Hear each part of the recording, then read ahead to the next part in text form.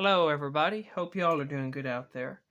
In this video I'm going to show y'all how to keep a ribbon from fraying, like a ribbon on a Bible.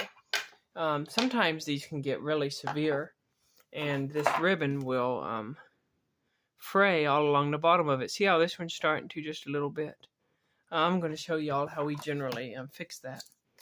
Now I'm sure there's other ways probably to do this, and some other ways might be better, but this one's always worked good for us.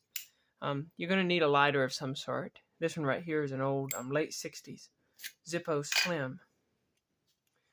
This had belonged to my grandpa on my mom's side, and then after he died it went to my great uncle, and he'd never used it or anything, so he had gave it to me a while back, and I cleaned it up and restored it up.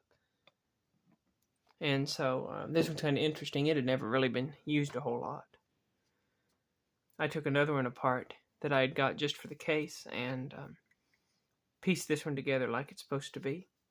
But you can just use a regular Bic lighter or whatever you've got. But you're going to need that. And what we're going to do is we're going to burn the bottom of this ribbon just enough to keep it from fraying anymore. Now this particular Bible right here is a Hendrickson, King James Cowhide edition. I found this one. Got this at a half-price bookstore. It was used. Well, no, it wasn't used. It was new, but it was at half-price books. And it was still wrapped up, but they had a real good price on it, so I grabbed it. And this is a nice Bible. If you find this one on sale, the words are easy to see. The camera is showing a little more ghosting than there really is. But that's a really nice Bible right there if you like the King James, which is what I always use. It's what I preach out of and everything. But yeah, that's a nice Bible. The Cowhide, KJV Hendrickson Reference Edition, personal size. Okay, that should have given us enough time for the fluid to soak into our Zippo there. There we go. So this is a real simple kind of trick here. All we're going to do is burn the end of this ribbon slightly. And when you do that, you'll see that it'll kind of melt just a little bit. And all these little frayed pieces will kind of suck up in there. And it won't be coming apart like that anymore. I don't know if I'm going to be able to get a good view of this on camera or not.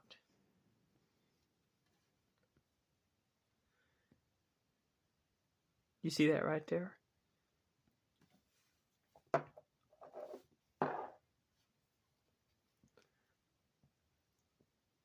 See how that sucked up in there, and now it's all nice and compact. Let me pull out this other ribbon here to show you what it looks like. It wasn't frayed quite as bad as that one, but you can see on this one, you can see the fraying going on. You can see that compared to this one, you don't have that going on. So again, we'll do the same drill again.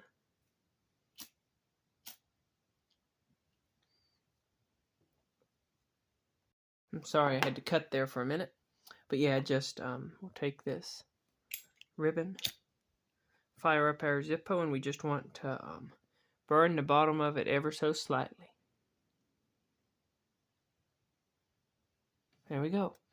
It works really quickly. You don't need much at all, and be careful not to get the flame too close.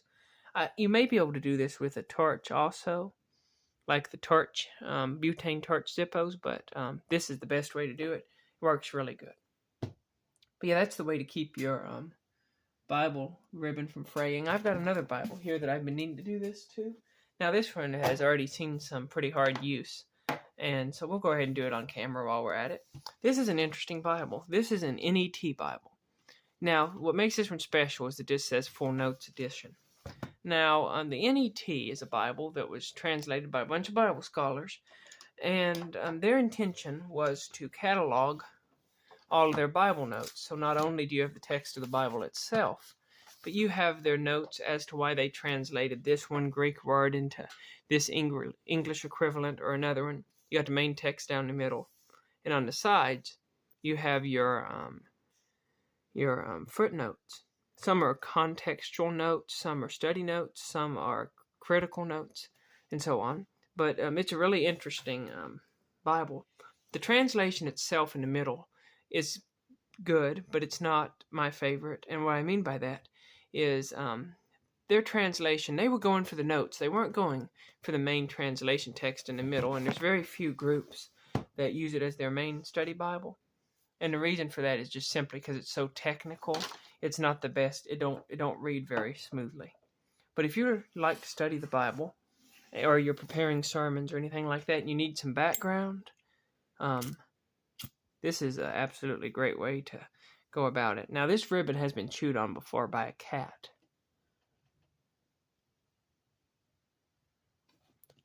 So that's not ideal. Neither is catching the tip of it on fire.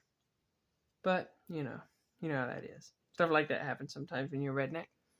And also keep in mind, if you're doing if you got a bright pink or a bright purple ribbon like some women's Bibles do, or a bright yellow ribbon for that matter on a man's Bible, you just be careful not to burn it too much, because the black will hide any coloration, but the lighter color won't. There we go. I think that's got that looking pretty good.